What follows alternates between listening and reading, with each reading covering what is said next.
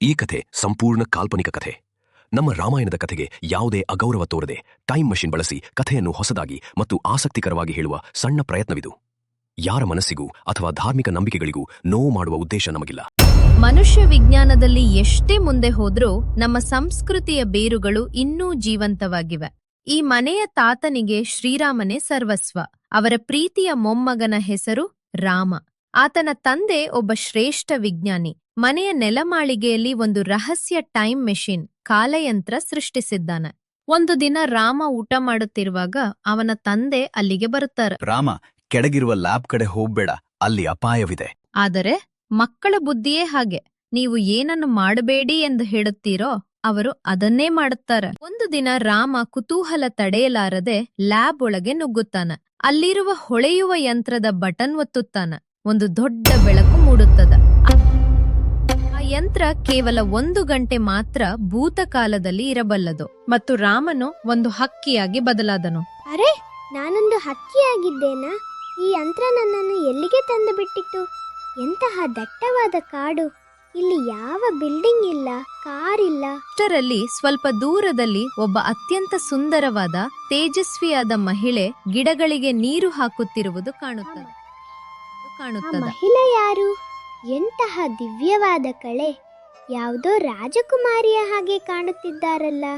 ನಾನು ಯಾವ ಕಾಲಕ್ಕೆ ಬಂದಿದ್ದೇನೇನೆ? ಅಷ್ಟರಲ್ಲಿ ಅಲ್ಲಿಗೆ ಒಬ್ಬ ಅಜಾನುಬಾಹು, ಸೂರ್ಯನಷ್ಟೇ ತೇಜಸ್ವಿ, ಹೆಗಲ ಮೇಲೆ ಬಾಣಗಳ ಬತ್ತಳಿಕೆ ಮತ್ತು ಕೈಯಲ್ಲಿ ಒಂದು ಬೃಹತ್ ಬಿಲ್ಲನ್ನು ಹಿಡಿದುಕೊಂಡಿರುವ ವ್ಯಕ್ತಿಯ ಆಗಮನವಾಗುತ್ತದೆ. ಆ ದಟ್ಟವಾದ ಮರದ ಎತ್ತರದ ಕೊಂಬೆಯ ಮೇಲೆ ಕುಳಿತು ಹಕ್ಕಿ ರೂಪದಲ್ಲಿದ್ದ ರಾಮ ಈ ಎಲ್ಲ ರೋಮಾಂಚಕ ದೃಶ್ಯಗಳನ್ನು ಕಣ್ಣರಳಿಸಿ ನೋಡುತ್ತಿದ್ದನು. ಅವನ ಪುಟ್ಟ ಎದೆಯಲ್ಲಿ ಹೃದಯ ಡವಡವ ಎಂದು ಹೊಡೆದುಕೊಳ್ಳುತ್ತಿತ್ತು. ಕೇವಲ ಪುಸ್ತಕದಲ್ಲಿ ಓದಿದ್ದ ಆ ಸಾಕ್ಷಾತ್ ಮಹಾಕಾವ್ಯ ಈಗ ತನ್ನ ಕಣ್ಣೆದುರೆ ಮೈಜುಮ್ ಎನ್ನುವಂತೆ ಬಿಚ್ಚಿಕೊಳ್ಳುವುದನ್ನು ನೋಡಿ ಆತ ಅಕ್ಷರಶಃ ಬೆರಗಾಗಿದ್ದನು. ಅಷ್ಟರಲ್ಲೇ ಕಥೆಯಲ್ಲೊಂದು ರೋಮಾಂಚಕ ತಿರುವು. ಸದಾ ಅಣ್ಣ ಮತ್ತು ಅತ್ತಿಗೆಯ ರಕ್ಷಣೆಯಲ್ಲಿ ಹಗಲಿರುಳು ಜಾಗೃತನಾಗಿರುವ ವೀರ ಲಕ್ಷ್ಮಣನಿಗೆ ಯಾರು ತಮ್ಮನ್ನು ರಹಸ್ಯವಾಗಿ ಗಮನಿಸುತ್ತಿರುವ ಸುಳಿವು ಸಿಕ್ಕೇ ಬಿಟ್ಟಿತ್ತು. ಅವನ ಹದ್ದಿನಂತಹ ಚೂಪಾದ ಕಣ್ಣುಗಳು ದಟ್ಟವಾದ ಮರದ ಕೊಂಬೆಗಳತ್ತ ವೇಗವಾಗಿ ಹೊರಳಿದವು. ಕಣ್ಣು ಮಿಟುಕಿಸುವಷ್ಟರಲ್ಲಿ ಆತನ ಉರಿಯುವ ದೃಷ್ಟಿ ಎಲೆಗಳ ಮರೆಯಲ್ಲಿ ಅವಿತು ಕುಳಿತಿದ್ದ ಆ ವಿಚಿತ್ರ ಹಕ್ಕಿಯ ಮೇಲೆ ನೇರವಾಗಿ ನೆಟ್ಟಿತ್ತು. ಲಕ್ಷ್ಮಣನ ಕಣ್ಣಲ್ಲಿ ಈಗ ಕೋಪದ ಕಿಡಿ ಹೊತ್ತಿಕೊಂಡಿತ್ತು. ಅಣ್ಣ, ಎಚ್ಚರ! ಆ ದಟ್ಟವಾದ ಕೊಂಬೆಯ ಹಿಂದೆ ಅವಿತು ಕುಳಿತಿರುವ ಆ ಹಕ್ಕಿಯನ್ನು ನೋಡು. ಅದು ಸಾಮಾನ್ಯ ಹಕ್ಕಿಯಂತೆ ಕಾಣುತ್ತಿಲ್ಲ. ದಂಡಕಾರಣ್ಯದ ಮಾಯಾವಿ ರಾಕ್ಷಸರು ನಾನಾ ವೇಷಗಳನ್ನು ಧರಿಸಿ ಬರುತ್ತಾರೆ. ಇದು ನಮ್ಮ ಮೇಲೆ ಕಣ್ಣಿಡಲು ಬಂದಿರುವ ಶತ್ರುಗಳ ಗೂಢಚಾರಿ ಇರಬಹುದು. ಈಗಲೇ ಈ ನನ್ನ ತೀಕ್ಷ್ಣವಾದ ಬಾಣದಿಂದ ಅದನ್ನು ಹೊಡೆದುರುಳಿಸುತ್ತೇನೆ. ಶಾಂತನಾಗು ಲಕ್ಷ್ಮಣ. ನಿನ್ನ ಬಾಣವನ್ನು ಹಿಂದಕ್ಕೆ ಪಡೆ. ಆ ಹಕ್ಕಿಯನ್ನು ಸೂಕ್ಷ್ಮವಾಗಿ ಗಮನಿಸು. ಅದರ ಕಣ್ಣುಗಳಲ್ಲಿ ಯಾವುದೇ ಕ್ರೌರ್ಯಾಗಲಿ ಕಪಟಟವಾಗಲಿ ಇಲ್ಲ. ಬದಲಾಗಿ ಏನೋ ಹೇಳಬೇಕೆಂಬ ತವಕ ಮತ್ತು ಮುಗ್ಧತೆ ಇದೆ. ಅಭಯ ಎಂದು ಬಂದವರನ್ನು ರಕ್ಷಿಸುವುದು ನಮ್ಮ ಧರ್ಮ. ಪುಟ್ಟ ಹಕ್ಕಿಯೇ, ಹೆದರಬೇಡ. ನಾನು ದಶರಥನಂದನ ರಾಮ. ನೀನ್ಯಾರು? ನಮಗೇನಾದರೂ ಸಂದೇಶ ತಂದಿದ್ದೀಯಾ? ನಿರ್ಭಯವಾಗಿ ಹೇಳು. ಪ್ರಭು, ದಯವಿಟ್ಟು ನನ್ನ ಮೇಲೆ ಬಾಣ ಬಿಡಬೇಡಿ. ನಾನು ಯಾವುದೇ ಮಾಯಾವಿ ರಾಕ್ಷಸನಲ್ಲ. ನನ್ನ ಹೆಸರು ಕೂಡ ರಾಮ. ನಾನು ಈ ಕಾಲದವನಲ್ಲ. ಅದೆಷ್ಟೋ ಯುಗಗಳ ಭವಿಷ್ಯದಿಂದ ಕೇವಲ ನಿಮ್ಮ ದರ್ಶನಕ್ಕಾಗಿ ಬಂದಿದ್ದೇನೆ. ದಯವಿಟ್ಟು ನನ್ನ ಮಾತನ್ನು ನಂಬಿ ಪ್ರಭು. ನಿಮ್ಮ ಭವಿಷ್ಯದಲ್ಲಿ ನಡೆಯಲಿರುವ ಆ ಘೋರ ಕಂಟಕದ ಬಗ್ಗೆ ಎಚ್ಚರಿಸಲು ನಾನು ಬಂದಿದ್ದೇನೆ. ಜಾಗರೂಕರಾಗಿರಿ. ಮಾತೆ ಸೀತೆಯನ್ನು ಅಪಹರಿಸಲು ಸಾಕ್ಷಾತ್ ಲಂಕೇಶ್ವರ ರಾವಣನೇ ಹೊಂಚು ಹಾಕುತ್ತಿದ್ದಾನೆ. ಪುಟ್ಟ ಹಕ್ಕಿಯೇ, ನಿನ್ನ ಕಳಕಳಿಗೆ, ನಿನ್ನ ಈ ಪ್ರೀತಿಗೆ ನನ್ನ ನಮನಗಳು. ಭವಿಷ್ಯದಲ್ಲಿ ಏನಾಗುತ್ತದೆ ಎಂದು ನಿನಗೆ ತಿಳಿದಿದ್ದರೂ ನಾನು ನನ್ನ ಧರ್ಮದ ಹಾದಿಯನ್ನು ಬಿಡಲಾರೆ. ವಿಧಿಯ ಆಟವನ್ನು, ಕಾಲದ ಚಕ್ರವನ್ನು ತಪ್ಪಿಸಲು ಯಾರಿಂದಲೂ ಸಾಧ್ಯವಿಲ್ಲ. ಬರಲಿರುವ ಕಷ್ಟಗಳನ್ನು ಬೆನ್ನು ತೋರಿಸದೆ ಎದುರಿಸುವುದೇ ನಿಜವಾದ ಕ್ಷತ್ರಿಯ ಧರ್ಮ. ನೀನು ನಿಶ್ಚಿಂತೆಯಿಂದಿರು. ಶ್ರೀರಾಮರ ಮಾತು ಮುಗಿಯುತ್ತಿದ್ದಂತೆಯೇ ದಟ್ಟವಾದ ಪೊದೆಯ ಮರೆಯಿಂದ ಒಂದು ಬೆರಗು ಒಳಿಸುವ ಚಿನ್ನದ ಜಿಂಕೆ ಜಿಗಿದು ಬಂತು. ಬಂಗಾರದ ಮೈಬಣ್ಣ, ಬೆಳ್ಳಿಯ ಚುಕ್ಕೆಗಳಿದ್ದ ಆ ಮಾಯಾಮೃಗ ಅಕ್ಷರಶಃ ಇಂದ್ರಜಾಲದಂತಿತ್ತು. ಆದರೆ ಆ ಸುಂದರ ರೂಪದ ಹಿಂದಿದ್ದ ಭೀಕರ ರಾಕ್ಷಸ ಸಂಚು ಹಕ್ಕಿಗೆ ಮಾತ್ರ ಸ್ಪಷ್ಟವಾಗಿ ತಿಳಿದಿತ್ತು. ಆರ್ಯಪುತ್ರ, ಅಲ್ಲಿ ನೋಡಿ, ಎಷ್ಟೊಂದು ಅದ್ಭುತವಾದ ಚಿನ್ನದ ಜಿಂಕೆ! ಅದರ ಹೊಳಪು ನನ್ನ ಕಣ್ಣುಗಳನ್ನು ಕುಕ್ಕುತ್ತಿದೆ. ನನ್ನ ಜೀವನದಲ್ಲಿ ಇಂತಹ ಸುಂದರವಾದ ಪ್ರಾಣಿಯನ್ನು ನಾನು ನೋಡಿಯೇ ಇಲ್ಲ. ದಯವಿಟ್ಟು ಆ ಮುದ್ದಾದ ಜಿಂಕೆಯನ್ನು ನನಗಾಗಿ ಹಿಡಿದು ತರುವಿರಾ ಪ್ರಭು?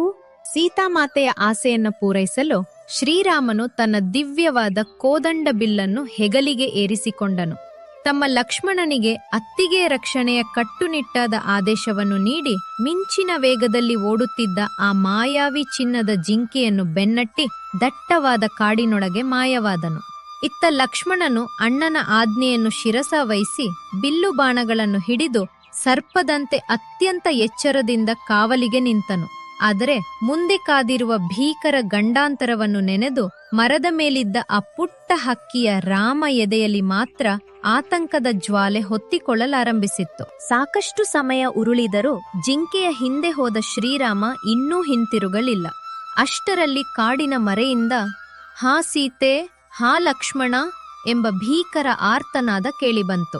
ಆ ಕೂಗನ್ನು ಕೇಳಿ ತೀವ್ರವಾಗಿ ಗಾಬರಿಗೊಂಡ ಸೀತಾಮಾತೆ ತನ್ನ ಪತಿಗೆ ಏನೋ ಆಪತ್ತು ಬಂದಿದೆ ಎಂದು ಹೆದರಿ ತಕ್ಷಣವೇ ಹೋಗಿ ಅಣ್ಣನನ್ನು ರಕ್ಷಿಸುವಂತೆ ಲಕ್ಷ್ಮಣನಿಗೆ ಕಟ್ಟುನಿಟ್ಟಾಗಿ ಆಜ್ಞಾಪಿಸಿದಳು. ಅತ್ತಿಗೆ ಆದೇಶವನ್ನು ಮೀರಲಾಗದೆ ಲಕ್ಷ್ಮಣ ಅಣ್ಣನನ್ನು ಹುಡುಕಲು ಹೊರಡಲೇಬೇಕಾಯಿತು. ಆದರೆ ಹೋಗುವ ಮುನ್ನ ತನ್ನ ದಿವ್ಯ ಬಾಣದಿಂದ ಆಶ್ರಮದ ಸುತ್ತಲೂ ಒಂದು ಮಾಂತ್ರಿಕ ಲಕ್ಷ್ಮಣ ರೇಖೆಯನ್ನು ಎಳೆದನು.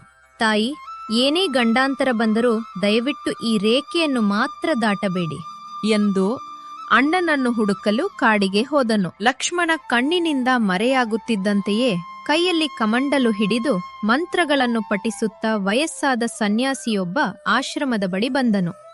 ಆದರೆ ಆ ಸಾಧುವಿನ ಮುಖವಾಡದ ಹಿಂದೆ ಅಡಗಿದ್ದದ್ದು ಸಾಕ್ಷಾತ್ ಲಂಕಾಧಿಪತಿ ರಾವಣನ ಭೀಕರ ಸಂಚು. ಎಲೈ ಪುಣ್ಯವತಿ, ಬಹಳ ದೂರದಿಂದ ನಡೆದು ಬಂದಿದ್ದೇನೆ. ಹಸಿವಿನಿಂದ ಬಳಲುತ್ತಿರುವ ಈ ಸನ್ಯಾಸಿಗೆ ಸ್ವಲ್ಪ ಭಿಕ್ಷೆ ನೀಡು ತಾಯಿ. ಸೀತಾಮಾತೆ ಒಂದು ಕ್ಷಣ ಯೋಚಿಸಿದಳು. ಆದರೆ ಮನೆ ಬಾಗಿಲಿಗೆ ಬಂದ ಸನ್ಯಾಸಿಯನ್ನು ಹಸಿವಿನಿಂದ ಕಳುಹಿಸುವುದು ಧರ್ಮವಲ್ಲ ಎಂದು ಭಾವಿಸಿ ಭಿಕ್ಷೆ ನೀಡಲು ಮುಂದಾದಳು. ಲಕ್ಷ್ಮಣ ರೇಖೆಯನ್ನು ದಾಟಲಾಗದ ರಾವಣ ಭಿಕ್ಷೆ ನೀಡಲು ಸೀತೆಯನ್ನೇ ಗೆರೆ ದಾಟಿ ಹೊರಬರುವಂತೆ ಕೇಳಿದನು. ಸೀತೆ ರೇಖೆ ದಾಟಿದ ತಕ್ಷಣವೇ ಕಪಟಿ ರಾವಣ ತನ್ನ ನಿಜ ರೂಪ ತೋರಿದನು. ಇದನ್ನೆಲ್ಲ ನೋಡಿ ಆಘಾತಗೊಂಡ ಹಕ್ಕಿ ಸೀತಾಮಾತೆಯನ್ನು ಉಳಿಸಲು ರಾವಣನತ್ತ ವೇಗವಾಗಿ ಹಾರಿ ಬಂತು. ಆದರೆ ಸರಿಯಾಗಿ ಅದೇ ಕ್ಷಣಕ್ಕೆ ಆ ಕಾಲಯಂತ್ರದ 1 ಗಂಟೆಯ ಸಮಯ ಮುಗಿದೇ ಹೋಯಿತು. ಮರುಕ್ಷಣವೇ ಒಂದು ದೊಡ್ಡ ಬೆಳಕು ಮೂಡಿ ಹಕ್ಕಿ ಮತ್ತೆ ತನ್ನ ಭವಿಷ್ಯದ ಕಾಲಕ್ಕೆ ಮರಳಿತು. ಕಾಲ ಅಥವಾ ವಿಧಿಯ ಬರಹವನ್ನು ಯಾರಿಂದಲೂ ಬದಲಾಯಿಸಲು ಸಾಧ್ಯವಿಲ್ಲ. ಕಷ್ಟಗಳು ಬಂದರೂ ನಾವು ನಮ್ಮ ಧರ್ಮ ಮತ್ತು ಕರ್ತವ್ಯವನ್ನು ಎಂದಿಗೂ ಬಿಡಬಾರದು. ಸ್ನೇಹಿತರೆ, ನಿಮ್ಗೆ ಈ ಕತೆ ಇಷ್ಟವಾಗಿದ್ರೆ ದಯವಿಟ್ಟು ನಮ್ಮ ಚಾನೆಲ್ ಅನ್ನು ಸಬ್ಸ್ಕ್ರೈಬ್ ಮಾಡಿ. ಮತ್ತೆ ಆ ಕಾಲಯಂತ್ರವನ್ನು ಬಳಸಿಕೊಂಡು ನಮ್ಮ ರಾಜು ಮುಂದಿನ ಬಾರಿ ಯಾವ ಕಾಲಕ್ಕೆ ಹೋಗುತ್ತಾನೆ, ಅಲ್ಲಿ ಏನೆಲ್ಲ ನಡೆಯಲಿದೆ, ಕಾದು ನೋಡಿ ನಮ್ಮ ಮುಂದಿನ ಸಂಚಿಕೆಯಲ್ಲಿ.